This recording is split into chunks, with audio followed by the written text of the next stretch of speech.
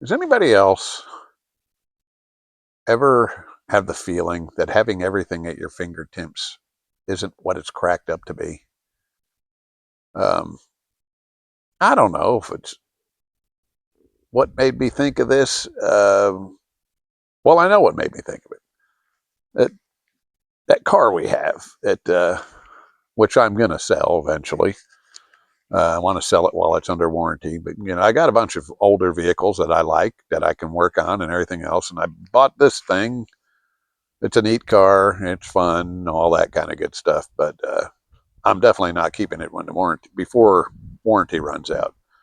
Um, but you just like you can just and I'm sure everybody knows this. You can take your phone, get your music, play whatever music your heart desires. Well, I've done that several times. I haven't been driving it lately because, as you can see, there's snow on the ground, and we don't use it in that. But my point is, whatever I want to hear, I can just look it up and put it on and drive down the road. And for a little bit, that seems kind of neat. But then I remember this feeling I used to have when I was younger. And a lot of cars, all I had was an AM FM stereo, maybe cassettes.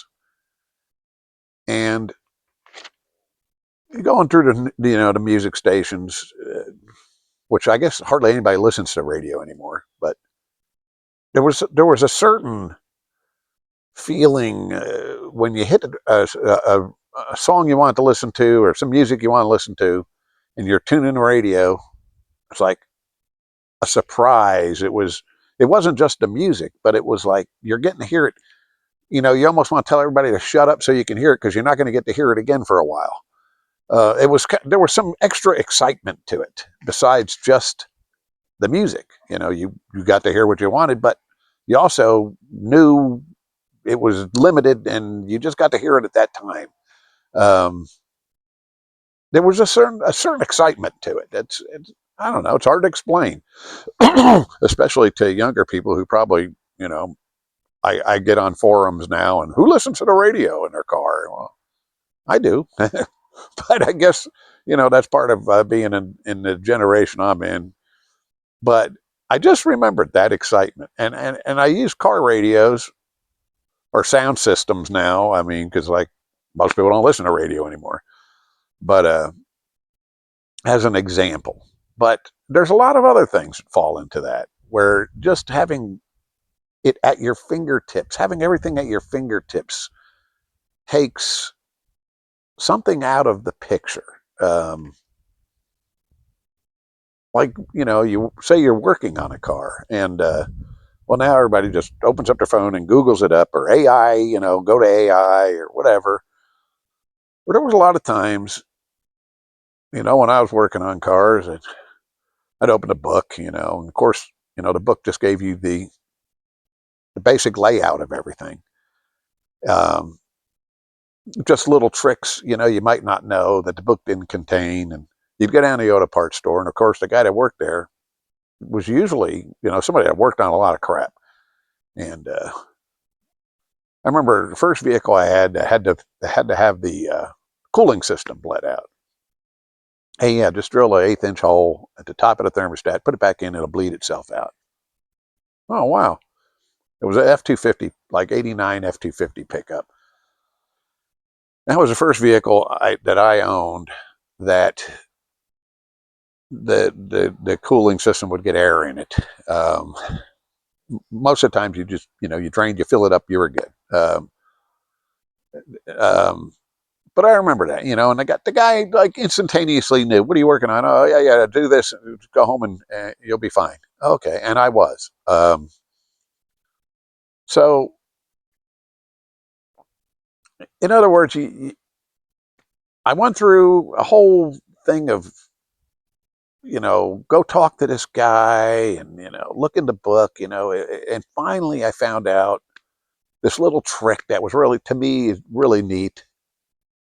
Where now you just AI will tell you, or YouTube video will tell you. Which, hey, you know what?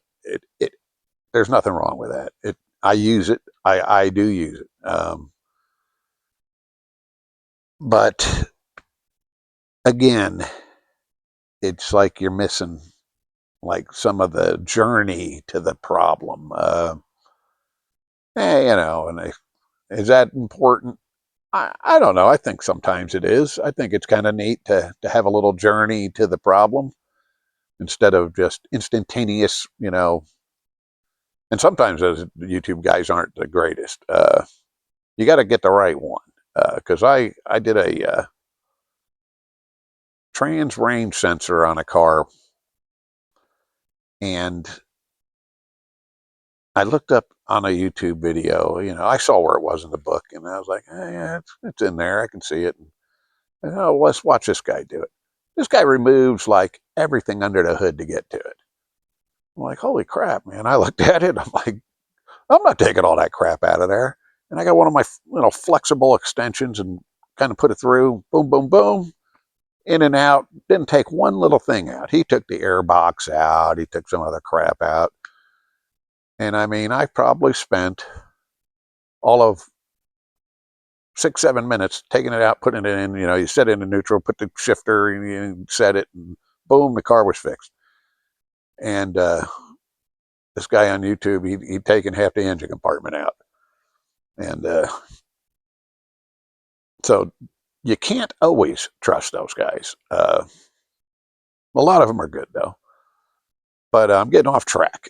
The whole thing is the journey part of what makes doing this stuff neat. I mean, I do agree it's neat to be able to find somebody that knows how to do something. It keeps you from maybe making costly mistakes or doing extra work you don't have to do. But what do we miss when everything is right at your fingertips? It just seems like we miss something. We, there's some engagement there that's just missing. I keep saying the same thing, but that's kind of what it's just missing. I and it's a lot of other things, lots of other things. I read about people, finding out results instantaneously, where sometimes the waiting period, there was some magic in that. But anyway, I'm starting to ramble. I just thought it was interesting to ask that question. Is having everything at your fingertips all it's cracked up to be? To me, not necessarily. It is nice, but sometimes it isn't all it's cracked up to be. Sometimes the journey to solving your problem